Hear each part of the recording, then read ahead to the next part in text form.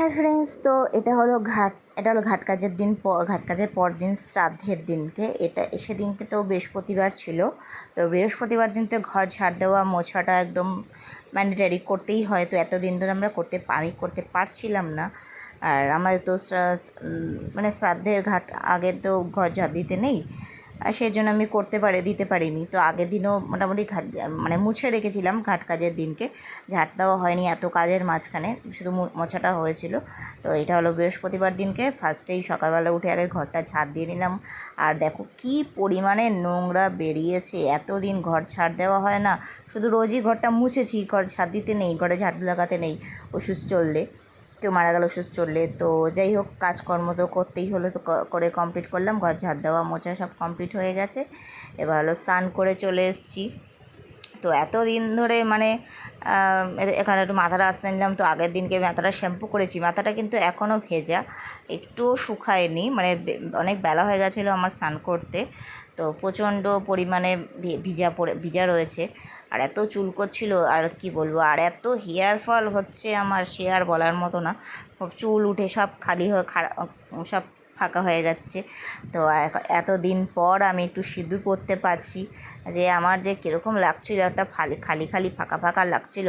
মানে বিয়ে হয়ে যাওয়ার আগে একরকম রূপ নিজের লাগে দেখতে, মেয়েদের একরকম লাগে, আর বিয়ে হয়ে যাওয়ার পরে সিঁদুর না পরতে পারলে যে কীরকম একটা অস্বস্তি ফিল হয়, সে আর বলার মতো না। তো 14-15 দিন 12-13 দিন ধরে সিঁদুরই পরতে পারছিলাম না, যে এত বাজে লাগছিল মুখটা দেখতে, সে আর বলার মতো না। তো যাই হোক স্নান টান করে নিলাম, খাওয়া দাওয়া কমপ্লিট, সিঁদুর টিঁদুর পরে। তো সেদিনকে আমাদের রান্নাবান্না হয়েছিল সেই নিরামিষই, ভেন্ডি আলু ভাজা, ঢেঁড়স আলু ভাজা, একটু কাঁকরোল ভাজা, আর একটু পেঁপে কুমড়ো দিয়ে ডাল, আর ছিল নিরামিষ পনির পটল দিয়ে আলু দিয়ে তরকারি।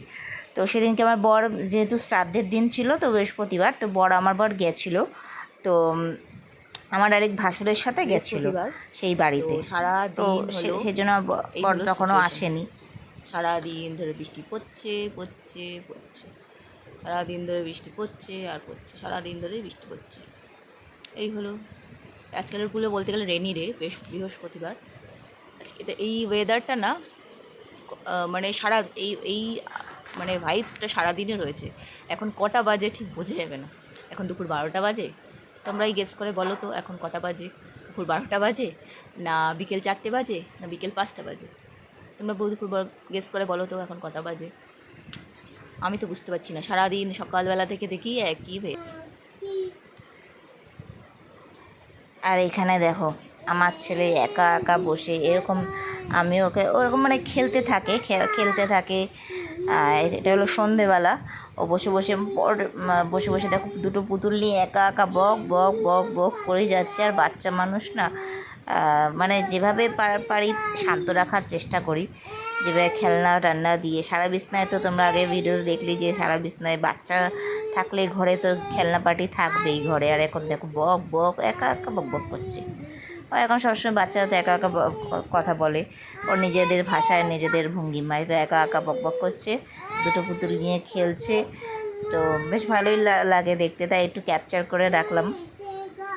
তো দেখো কীরকম সুন্দর বক বক করছে, আর পেছনে সব খেলনাতে সাজানো একদম।